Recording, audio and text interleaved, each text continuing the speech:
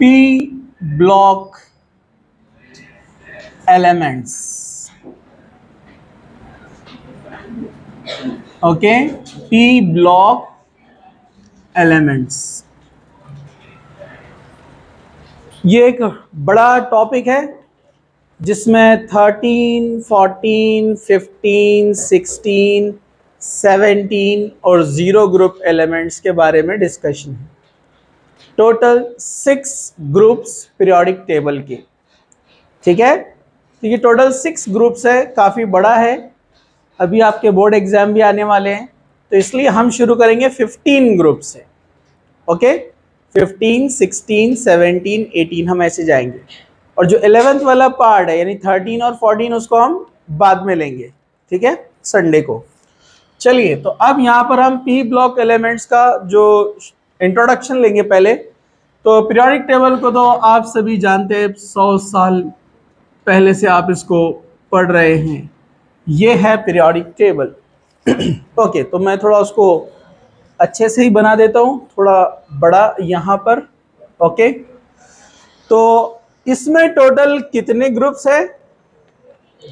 Yes, total 18 groups. Okay, total 18 groups है यहाँ पर। और 18 ग्रुप में से पीरियोडिक टेबल में अपने पी ब्लॉक में कितने होते हैं? यस, 6। ओके, तो यहाँ पर पीरियोडिक टेबल में पी ब्लॉक और पी ब्लॉक में टोटल हमको देखना है कितने? 6 ग्रुप्स। ओके, चलिए, तो पीरियोडिक टेबल को तो आप सभी जानते हैं, 100 साल से आप इसको पढ़ रहे हैं। ये एक मैं रफ डायग्राम यहाँ पर एक ड्रॉ करता हूँ। आप सभी जानते हैं पीरियोडिक टेबल को 4 ब्लॉक्स में डिवाइड किया गया है, S block, D block, P block and at the bottom F block, जिसको हमने कल ही ख़त्म किया, यानी कौन है ये? Lanthanides and actinides. ओके, तो यहाँ पर जो पी ब्लॉक होता है, ये पी ब्लॉक, यहाँ पर होते हैं टोटल 2 ग्रुप्स, यहाँ पर होते हैं 10 ग्रुप्स, और ये इसी में से आए इसलिए इनको कहते हैं इनर ट्रांजिशन, इनको कहते हैं ट्रांजिशन। और ये जो पी ब्लॉक है इसमें होते हैं फ्रॉम 13, 14, 15, 16, 17 एंड 18 ग्रुप्स। समझा आपको? तो यहाँ पर ये 13, 14, 15, 16, 17, 18 ग्रुप्स जो है ये पूरे पी ब्लॉक कहलाते हैं। तो इसमें ग्रुप्स है टोटल कितने? 1, 2, 3, 4, 5, 6।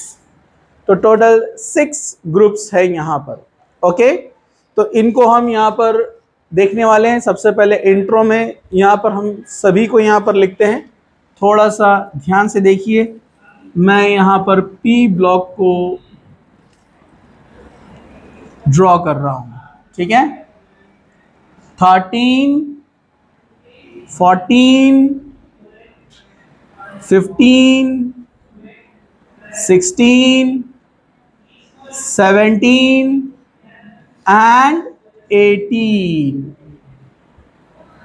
13, 14, 15, 16, 17 and 18। ओके, तो हम जानते हैं कि जो फर्स्ट ग्रुप था पीरियोडिक टेबल का वो इनकम्प्लीट था, हाइड्रोजन और हेलियम। उसके बाद 2 जो ग्रुप आते हैं वो इनकम्प्लीट होते हैं, वहां से स्टार्ट होता है अपना पी ब्लॉक भी, यानी सेकेंड पीरियड से स्टार्ट होता है। कहां से स्टार्ट होता है? ये सेकेंड पीरियड से स्टार्ट होता है। ये जो हमारा जो पी ब्लॉक है, second period, third period, fourth period, fifth period, sixth period and 7th period. तो यहां पर मैं इसको सेपरेट कर देता हूं according to period. Second, third, fourth, fifth, sixth and 7th। Okay, तो हमने लेफ्ट टू राइट तो अपना जो गाना बनाया था पीरियोडिक टेबल मेमोराइज करने के लिए, वो तो आपको याद होगा, उसमें कोई प्रॉब्लम नहीं है। तो यहाँ पर अगर हम देखते हैं, तो वो गाना क्या था आपको याद है? लीबे, यहां से बकनो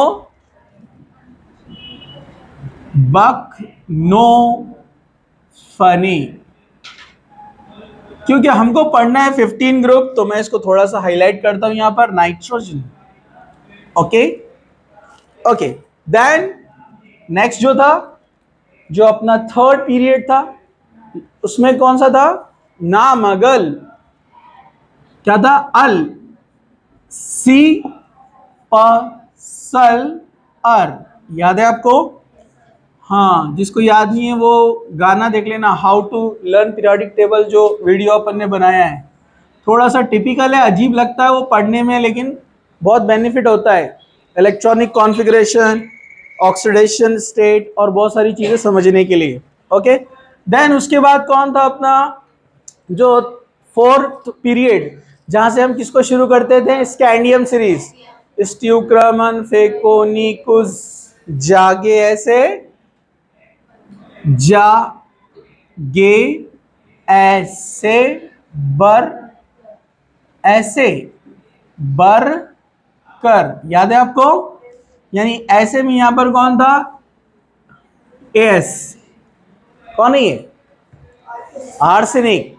देन फिर उसके बाद हम आ गए थे कहां पर? यस, अपना जो फिफ्थ पीरियड था, जो कौन सी सीरीज थी? टैरियम, वाई से, वाई झरनब मोटक रूरा पड़ अकड़ इंसान सब ते ई झे। याद है आपको? हाँ, उसके बाद हम कहा गए थे? ला हाफ्ताओ, रियो सर, पटाओ एच जी, टिब्बी, पो एट, क्या था यहां पर? टिब्बी, पोएट, रन। यहां कौन सा था? पी भी था ना? टिप बी। यहां कौन है? बिस्मत है ना? और यहां पर पीओ, पोएट का। ओके, और यहां इंसान सब, कौन? एंटीमनी। ओके, इसके बाद वाले रेडियो एक्टिव एलिमेंट्स हैं, इनका डिस्कशन भी यहां पर नहीं है। ये है अपना मेन हाईलाइट किया हुआ ग्रुप, यानी 15 ग्रुप। अब डेफिनेटली इतना हॉरिजॉन्टली अपने को लर्न करने को टाइम नहीं मिलेगा, तो नेट वगैरह पे भी बहुत सारे शॉर्टकट दिए हुए, जिसका मैंने आपको बताया था। इसका एक शॉर्टकट,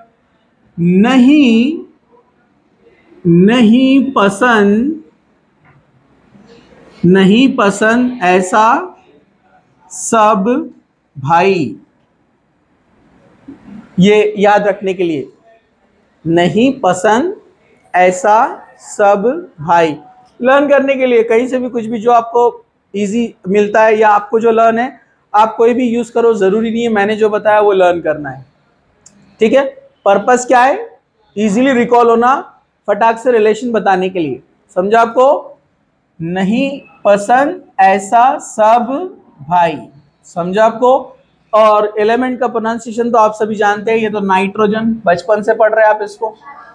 फॉस्फोरस, आर्सेनिक, एंटीमनी, ये बहुत कम आता है, एंटीमनी और बिस्मथ। समझा आपको?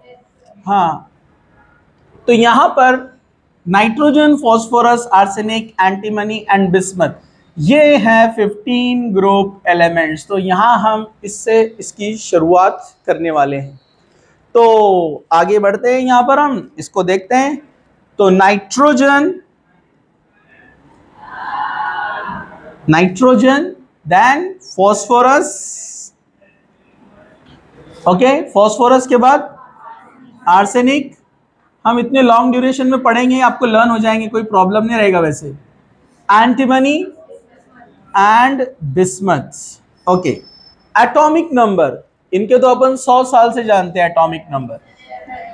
ठीक है, एटॉमिक नंबर 7, एटॉमिक नंबर 15। अब ये अपने अनयूजुअल लर्न नहीं होते, याद भी नहीं रहते, लेकिन कई बार पढ़ने के बाद लर्न हो जाएंगे। अभी अगर आपको रिकॉल करना रहा तो आप बैक आ सकते हैं, क्योंकि नोबल गैस तो सबको याद है। 10,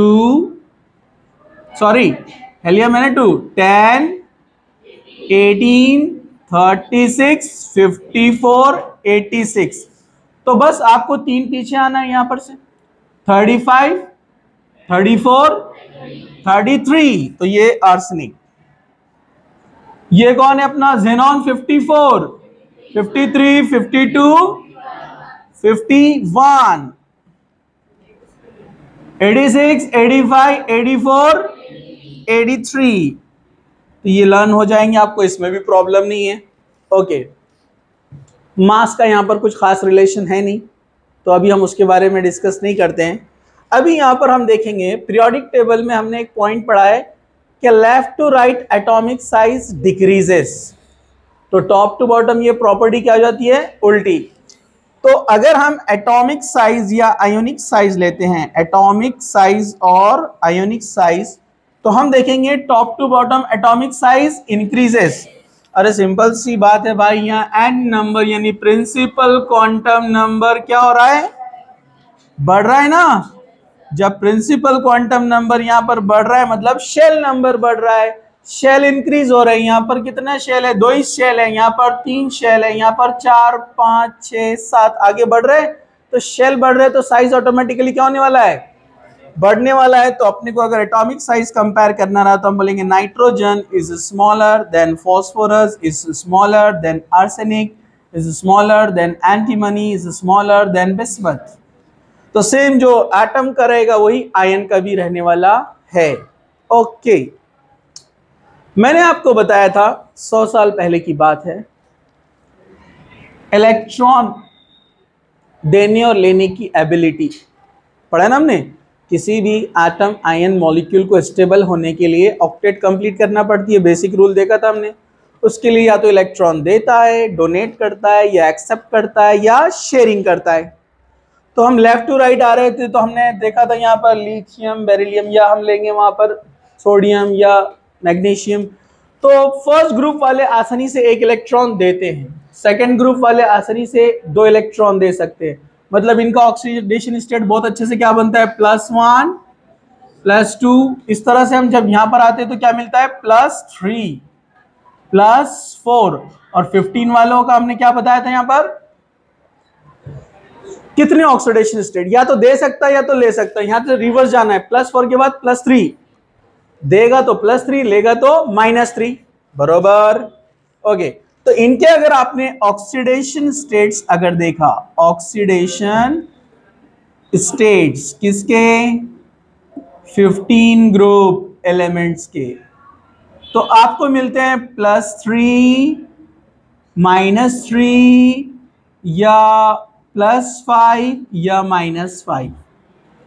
ये ऑक्सीडेशन स्टेट्स हमको मिल सकते हैं, ठीक है। इसमें नाइट्रोजन एक्सेप्शनल है।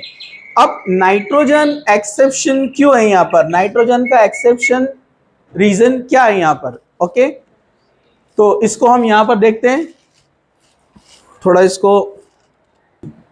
चलिए अब देखिए यहाँ पर, तो यहाँ ऑक्सीडेशन स्टेट जो आप देखेंगे +3, -3, +5, -5, लेकिन अपना जो नाइट्रोजन है ये एक्सेप्शनल है। हम ऑक्सीडेशन स्टेट्स की बात कर रहे हैं यहाँ पर। तो ये सारे जो ऑक्सीडेशन स्टेट्स हैं, ऑक्सीडेशन स्टेट्स अपने को यहाँ सारे मिलेंगे। ये देता है ओनली +3 एंड -3, बाकी सब दोनों स्टेट देते हैं ऑल। +3, -3, +5, -5, कौन? All same. Okay, why nitrogen shows only +3 या -3 स्टेट? ऐसा क्यों होता है? तो अगर आप इलेक्ट्रॉनिक कॉन्फ़िगरेशन देखेंगे नाइट्रोजन का, ये भी हम 100 साल से पढ़ते आ रहे हैं। क्या electronic configuration? 1s2, 2s2, 2p5, 7 है, 2 + 2 एंड 5 कितना हो गया? 7। तो आप इसका इलेक्ट्रॉनिक कॉन्फ़िगरेशन देखेंगे तो नाइट्रोजन में मिस्टेक हो गया, हाँ 3। तो आप यहां पर देखेंगे 1s के अंदर कितना इलेक्ट्रॉन? 2, राइट। 2s के अंदर कितना इलेक्ट्रॉन? 2। और 2p के अंदर कितना इलेक्ट्रॉन? 3, 1 2 3। तो आप यहां पर देखेंगे जो p ऑर्बिटल है उसमें 3 इलेक्ट्रॉन है अनपेयर्ड, जिससे वो 3 बॉन्ड बनाता है। ओके, अब मैं यहां पर फास्फोरस का भी लिखता हूं थोड़ा कंपेयर करने के लिए आप लोग जरा, ताकि आपको पता चल जाए कि दूसरे क्यों देते हैं। फास्फोरस होता है 15, तो इलेक्ट्रॉनिक कॉन्फ़िगरेशन है 1s2 2s2 2p6, कितना हो गया 10, कितना बाकी है 5, 3s2 3p3, राइट। तो इलेक्ट्रॉनिक कॉन्फ़िगरेशन अगर हम देखेंगे यहां पर, मैं आपको थोड़ा बेसिक लेवल से समझा रहा हूं। यहां पर ये 2 इलेक्ट्रॉन, ये 2 इलेक्ट्रॉन, और ये है कितने 6 इलेक्ट्रॉन, 1 2 3 4 5 6। ओके, तो यहां पर ये था last shell, L shell is the last shell for nitrogen, K shell, L shell. But for phosphorus, K, L, M shell is the last shell. Yes, for phosphorus, M shell is the last shell. यहाँ K, L, ये K, L, M. So M shell में और एक orbital होती है 3D, पता ना आपको, जो कि एम्प्टी है यहाँ पर, अभी इलेक्ट्रॉन नहीं है उसमें क्योंकि 15 कंप्लीट हो गए। तो 3s में 2 इलेक्ट्रॉन हैं और 3p में फिर वही 1 2 3, और d ऑर्बिटल यहां पर क्या है एम्प्टी है 1 2 3 4 5। तो यहां पर क्या होता है, नाइट्रोजन के पास 3 अनपेयर्ड इलेक्ट्रॉन है, और हमने पढ़ा है वीएस ईपीआर थ्योरी और वैलेंस बॉन्ड थ्योरी, हाइब्रिडाइजेशन, ये सब में कि जिसके पास अनपेयर्ड इलेक्ट्रॉन जितने होते हैं उतने बॉन्ड बनते हैं। तो अनपेयर्ड इलेक्ट्रॉन 3 है, इसलिए नाइट्रोजन यहां पर 3 बॉन्ड बनाता है 1 2 3, और ये जो लास्ट शेल वाले इलेक्ट्रॉन है इनको वैलेंस इलेक्ट्रॉन कहते हैं। तो ये 3 तो आ गए अनपेयर्ड वाले, और एक पेयर्ड इलेक्ट्रॉन जिसको हम यहाँ पर ऐसे लोन पेयर बताते हैं, राइट। तो यहाँ पर इसने शेयरिंग किया, फॉर एग्जाम्पल इसने अमोनिया मॉलिक्यूल बनाया है, तो हाइड्रोजन अपना इलेक्ट्रॉन लेकर आएगा, शेयरिंग करेगा, हाइड्रोजन अपना इलेक्ट्रॉन आएगा, शेयरिंग करेगा, ये हाइड्रोजन आएगा, शेयरिंग करेगा, ये बन गया NH3 यानी अमोनिया, राइट। अब यहां पर इसने 3 हाइड्रोजन के साथ बॉन्ड किया, हाइड्रोजन का निगेटिविटी 2.1, जबकि नाइट्रोजन का निगेटिविटी 3 होता है, ज्यादा है, तो ये क्या बनने वाले हैं +1 +1 +1 स्टेट, जबकि नाइट्रोजन क्या बनेगा -3 ऑक्सीडेशन स्टेट। बैलेंस करना है ना +3 को, तीनों से इलेक्ट्रॉन लेगा ना वो, electrons are shifted towards nitrogen, तो उसका स्टेट कितना है -3 ऑक्सीडेशन स्टेट, याद है ना आपको। It is an overall charge on an atom in a molecule और in ion. It is overall charge on an atom in a molecule or in an ion. किसी आयन या molecule में atom के ऊपर जो चार्ज होता है, अगर उसकी निगेटिविटी ज्यादा है तो इलेक्ट्रॉन लेता है और माइनस चार्ज तैयार होगा, और अगर निगेटिविटी कम है तो वो देता है, तब उस पर क्या चार्ज आएगा। ओके, जैसे एग्जाम्पल यहां पर मैं लिखता हूं ONO, तो यहां पर ऑक्सीजन के पास -2 होता है चार्ज, यहां पर -2 होता है, लेकिन उसने जो इलेक्ट्रॉन लिया है नाइट्रोजन से कितने लिया, इस ऑक्सीजन ने कितने लिया है 2, और इस ऑक्सीजन ने कितना लिया है 1, है -2 लेकिन लिया कितना 1, तो इस पर चार्ज कितना आना चाहिए +3, तो ये +3 देता है अगर कोई ज्यादा निगेटिव उससे कनेक्ट रहा तो, और ये जनरली होता है ऑक्सीजन के साथ ही, क्योंकि ऑक्सीजन 3.5 है और ये 3 है। Cl के साथ भी हो सकता है, क्लोरीन के साथ भी नाइट्रोजन +3 स्टेट देगा, मतलब उससे ज्यादा कोई निगेटिविटी वाला आया तो +3 और उससे कम वाला आया तो -3, और ऑलमोस्ट मैक्सिमम पूरे एग्जाम्पल ऐसे हैं कि वो इलेक्ट्रॉन लेता है नाइट्रोजन, क्योंकि उसकी इलेक्ट्रोनेगेटिविटी भी ज्यादा है ना, पीरियोडिक टेबल में 3 है, 3 उससे आगे कौन है, नाइट्रोजन से आगे कौन कौन है, फ्लोरो, क्लोरो एंड ऑक्सीजन, 3 है ना। ओके ठीक है, तो यहां पर ये +3 और -3। अब आप फॉस्फोरस में देखेंगे तो फॉस्फोरस के केस में आपको क्या दिखेगा, यहां पर 3 अनपेयर्ड इलेक्ट्रॉन है, नो डाउट, सेम जैसे NH3 होता है वैसे PH3 भी होता है, 3 बॉन्ड बनाया है, ये 1 2 3 शेयरिंग करके, और ये 3s वाला इलेक्ट्रॉन लोन पेयर ये भी होता है इसके पास, राइट। लेकिन यहां पर एक्साइटेशन भी हो सकता है। एक्साइटेशन मतलब ये 3s2 का इलेक्ट्रॉन जंप करके जाएगा कहां पर, डी में। तो इलेक्ट्रॉनिक कॉन्फ़िगरेशन यहां पर फास्फोरस का हो जाएगा कुछ इस तरह से। ये फर्स्ट वाली लाइन के सेकंड वाली लाइन तक है, फर्स्ट तक, ठीक है। तो ये हम एक्साइटेड स्टेट में देखते हैं इसको, यहां पर 1s2 2s2 2p6 1 2 3 4 5 6 then 3s2। अब मैं इसको नीचे लिख लूं यहां पर। अब ये इलेक्ट्रॉन 3s2 का जंप करके गया है, तो हम इसको क्या लिखेंगे, 3s1, मतलब अब बचा उसके पास एक इलेक्ट्रॉन। और 3p3 तो एज इट इज आएगा 3p3, ये आप देख सकते हैं यहां पर 1 2 3। और 3d में गया है ये वाला एक इलेक्ट्रॉन, तो हम पूरा ड्रॉ नहीं करते हैं यहां पर, ओके। 3d में चला गया है एक इलेक्ट्रॉन। अब इसके पास अनपेड इलेक्ट्रॉन कितने लास्ट शेल में, 5, तो ये 5 बॉन्ड बनाता है। जैसे एग्जांपल है PCl5, आपने देखा है ना, PCl3 में लोन पेयर होता है, लेकिन ये इलेक्ट्रॉन जब जंप करके आगे जाएंगे तो अनपेड बन जाएंगे दोनों, और 2 Cl से बॉन्ड बना सकता है PCl5। तो डेफिनेटली फास्फोरस का नेगेटिविटी कम है, Cl का ज्यादा है, तो फास्फोरस यहां पर क्या शो करने वाला है, यस, यहां पर कौन सा है, +3, और यहां पर +5, +3 +5। लेकिन अगर फास्फोरस ऑक्सीजन के साथ आता है, P2O5, याद है आपको, फास्फोरस पेंटा ऑक्साइड, तो एक ऑक्सीजन पर -2 इंटू 5 कितना होता है, -10। -10 को बैलेंस करना है तो +10, +10 में से 2 को डिवाइड करेंगे, एक फास्फोरस को +5, तो यहां पर ये +5 स्टेट में है, राइट। तो ये भी एग्जांपल सिंपल है, नो प्रॉब्लम। लेकिन कोई उससे लेस नेगेटिव आ जाए, जैसे फॉर एग्जांपल PH3, ये +5 वाला एग्जांपल ऊपर आना चाहिए ना, ये इसके साथ में, मतलब P2O5, ओके, समझ में आ गया ना आपको। PH3, अब इसका नेगेटिविटी कम है ना, तो यहां फास्फोरस क्या बनने वाला है, -3, समझा आपको, अरे बोलो ना।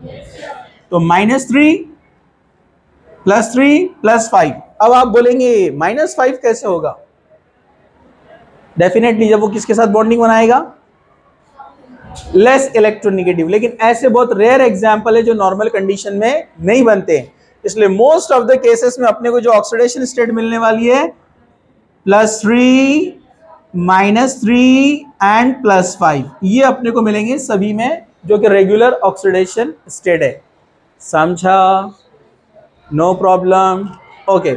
इलेक्ट्रोनेगेटिविटी तो आप सभी जानते हैं, इलेक्ट्रोनेगेटिविटी वैल्यू, इलेक्ट्रोनेगेटिविटी नाइट्रोजन का कितना है,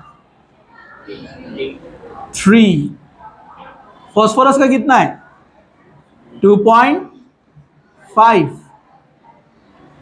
अप्रोक्सीमेट। आगे जाएंगे तो इलेक्ट्रोनेगेटिविटी क्या होता है, कम, 1.5, और ये भी 1.5 के अप्रोक्सीमेट मिलता है अपने को इलेक्ट्रोनेगेटिविटी। तो left to right electronegativity increases and top to bottom, yes, electronegativity nitrogen से कम होगी ना फास्फोरस की, डिक्रीजेस डिक्रीजेस डिक्रीजेस, समझा आपको। चलिए अब हम आगे बढ़ते हैं। आयोनाइजेशन एंथैल्पी, आयोनाइजेशन एंथैल्पी, ये हम डिटेल में देख चुके हैं कि आयोनाइजेशन एंथैल्पी किसे कहते हैं। It is the amount of energy required to remove outermost loosely helded electron from a gaseous neutral atom.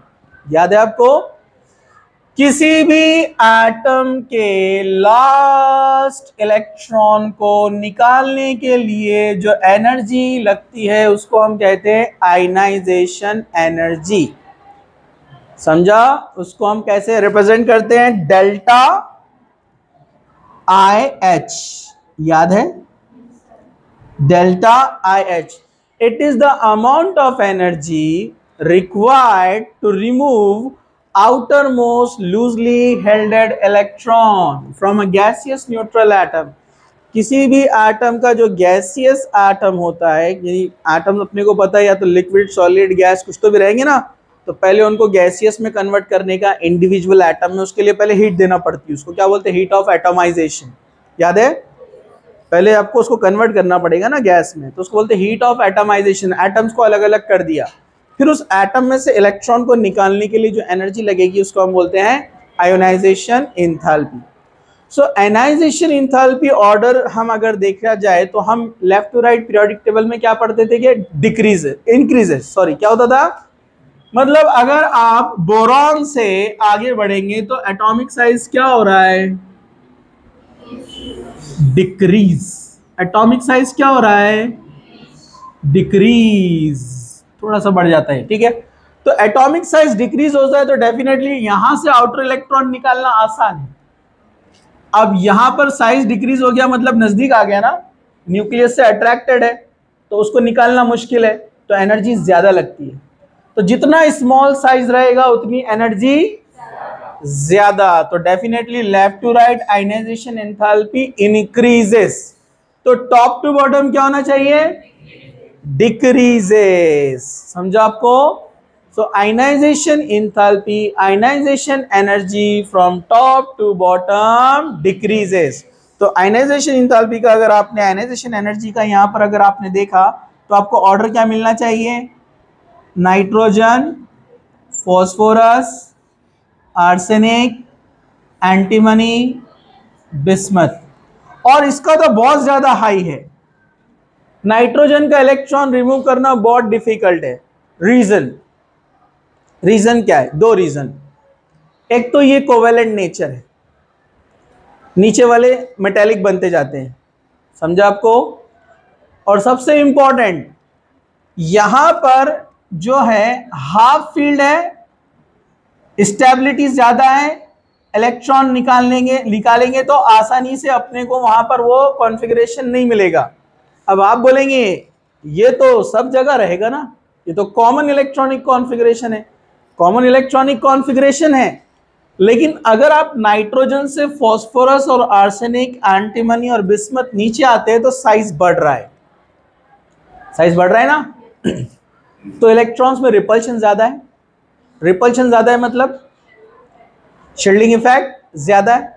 तो शील्डिंग इफेक्ट का मतलब क्या होता है? इलेक्ट्रॉन इलेक्ट्रॉन में रिपल्शन ज्यादा है as compared to attraction nucleus से, मतलब रिपल्शन डोमिनेंट ओवर अट्रैक्शन। तो वो इलेक्ट्रॉन तो रेडी है ना जाने के लिए, इसलिए उनका आयनाइजेशन एंथैल्पी क्या होता है? लेस। आयनाइजेशन एंथैल्पी क्या होता है? आसानी से हम उसको निकाल सकते हैं। लेकिन अगर आपने नाइट्रोजन को कंपेयर किया ऑक्सीजन से, अगर आपने नाइट्रोजन को कंपेयर किया, या हम कहेंगे 15 ग्रुप एलिमेंट्स को आपने कंपेयर किया 16 ग्रुप एलिमेंट्स से, जैसे ऑक्सीजन का एटॉमिक नंबर अगर 8 हो जाए, 8 रहेगा यहां पर, तो यहां पर 2p4 बनेगा। 2p4 मतलब यहां एक इलेक्ट्रॉन आएगा, तो मतलब ये कौन सा फील्ड बन जाएगा? Incomplete field. अभी कौन सा है नाइट्रोजन में? हाफ फील्ड है ना, 1 1 1, तीनों में एक एक इलेक्ट्रॉन। हाफ फील्ड मतलब सब सेम, सेम मतलब सिमेट्रिकल, सिमेट्रिकल मतलब स्टेबिलिटी, स्टेबिलिटी मतलब डिफिकल्ट टू रिमूव इलेक्ट्रॉन। समझा? आयनाइजेशन एनर्जी ज्यादा। अब ऑक्सीजन का केस देखेंगे हम, तो एक इलेक्ट्रॉन बढ़ जाएगा, ये बन जाएगा 2, मतलब 4 हो जाएगा। 4 हो जाएगा मतलब पेयरिंग हो गया वहां पर। अरे हुआ कि नहीं हुआ? अब ये पेयरिंग हो गया यहां पर। तो जब पेयरिंग हो जाएगा तो अब वो कौन सा फील्ड है? Incomplete field. 2 सिंगल है और एक पेयर है ना, तो इसलिए इस इलेक्ट्रॉन को अगर निकाला हमने तो अपने को स्टेबल फील्ड मिलेगा, बराबर है हाफ फील्ड। इसलिए 16 ग्रुप वाले आसानी से इलेक्ट्रॉन दे देते हैं। तो 16 ग्रुप एलिमेंट का आयनाइजेशन एंथैल्पी क्या होता है? Less as compared to 15 group. तो मैं यहां पर बता देता हूं कि ionization enthalpy, ionization energy 15 group का ज्यादा है 16 ग्रुप से। रीजन क्या है? 15 ग्रुप्स में क्या है? हाफ फील्ड स्टेबल, यानी एक्स्ट्रा स्टेबिलिटी रूल के हिसाब से वहां से इलेक्ट्रॉन निकालना डिफिकल्ट है, because they are already stable. समझा? No problem. Okay, carbon family से भी कंपेयर कर लो इसको। कार्बन एक एक्सेप्शनल है, वो अपन बाद में देखेंगे, लेकिन 14 ग्रुप से आप कंपेयर कर लो तो उसमें क्या होगा? एक इलेक्ट्रॉन कम है, एक इलेक्ट्रॉन कम है, तो ऑलरेडी यहां से भी निकालना क्या रहेगा? आसान, क्योंकि ऑलरेडी वो अनस्टेबल है ना। बोलो ना हाउ, वो ऑलरेडी क्या है? अनस्टेबल है, तो उससे भी यहां पर इसका क्या रहेगा? 15 ग्रुप का ज्यादा, इससे भी और इससे भी।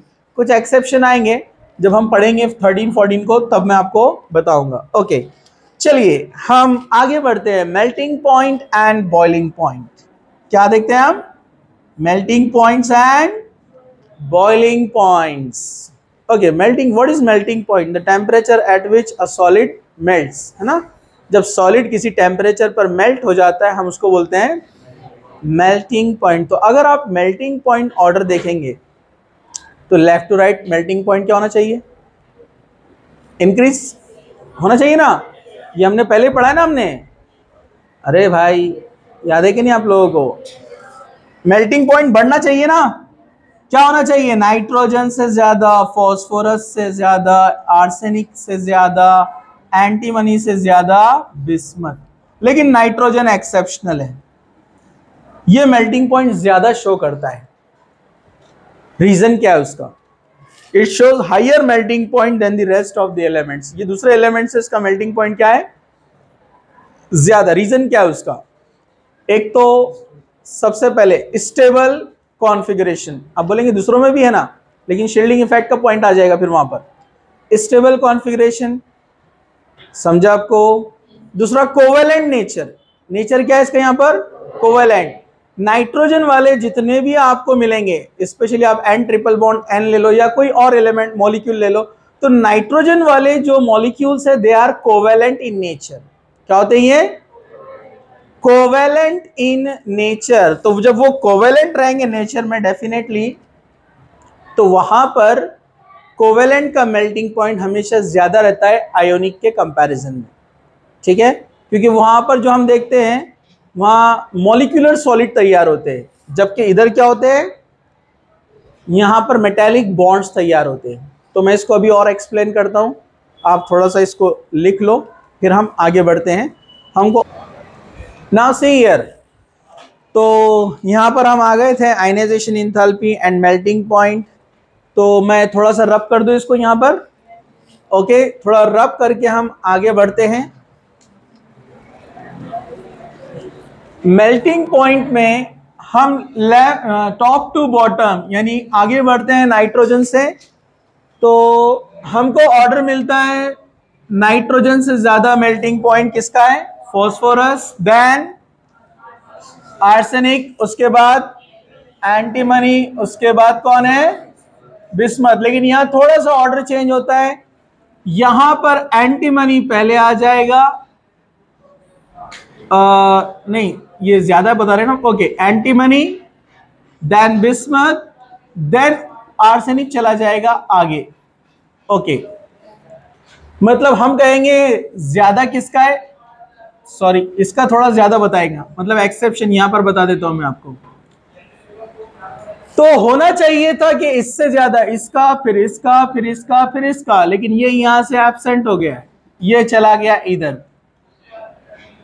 समझा आपको? रीजन क्या है इसका?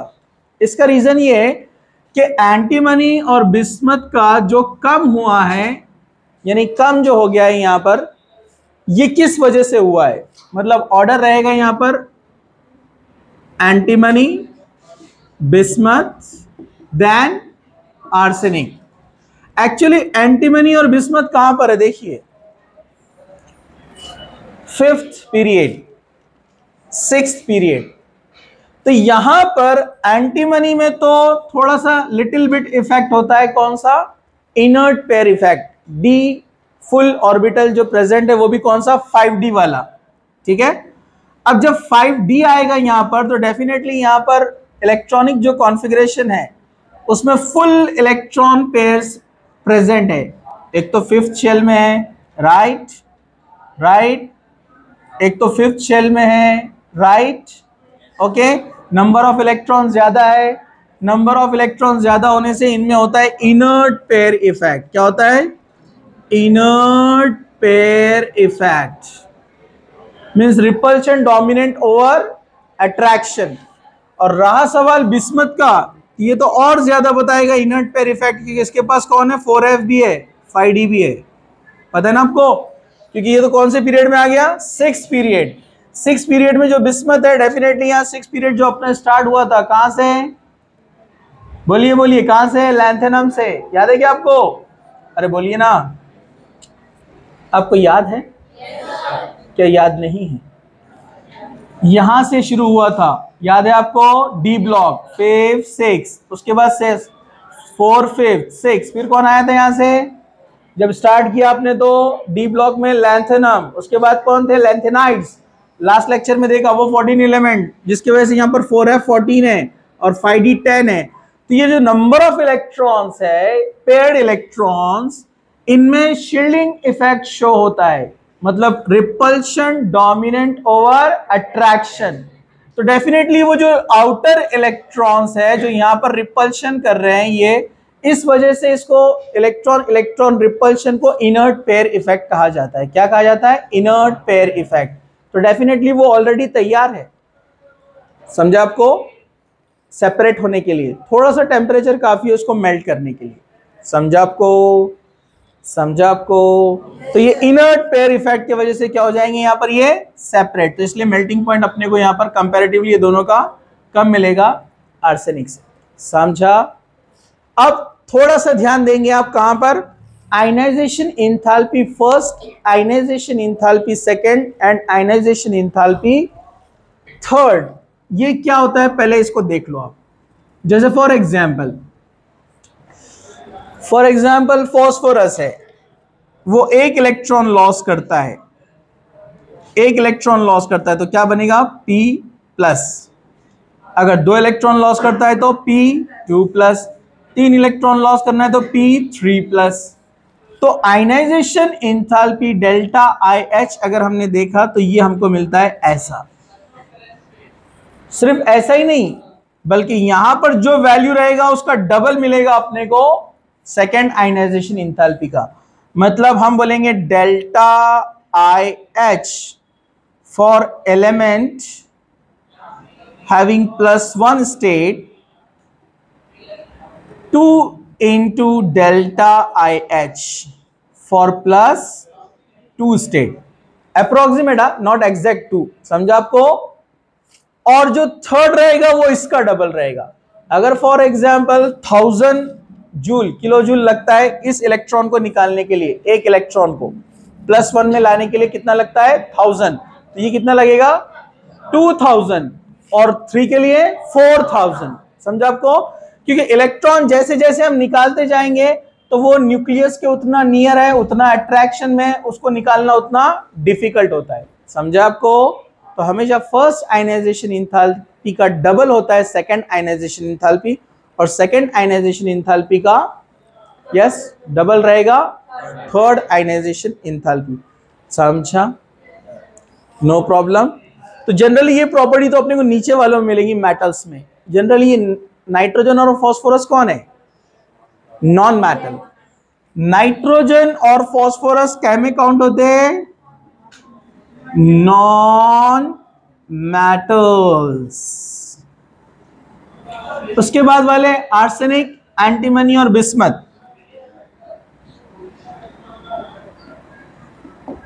Metals and metalloids. Metalloid property है, ये तो मेटल रहेंगे, एंटीमनी और बिस्मथ। ये मेटेलॉइड प्रॉपर्टी शो करता है आर्सेनिक, समझा आपको? ठीक है, चलो इसको लिख लो। यहां पर हम इसको स्टॉप करते हैं, कल कंटिन्यू करेंगे इसको।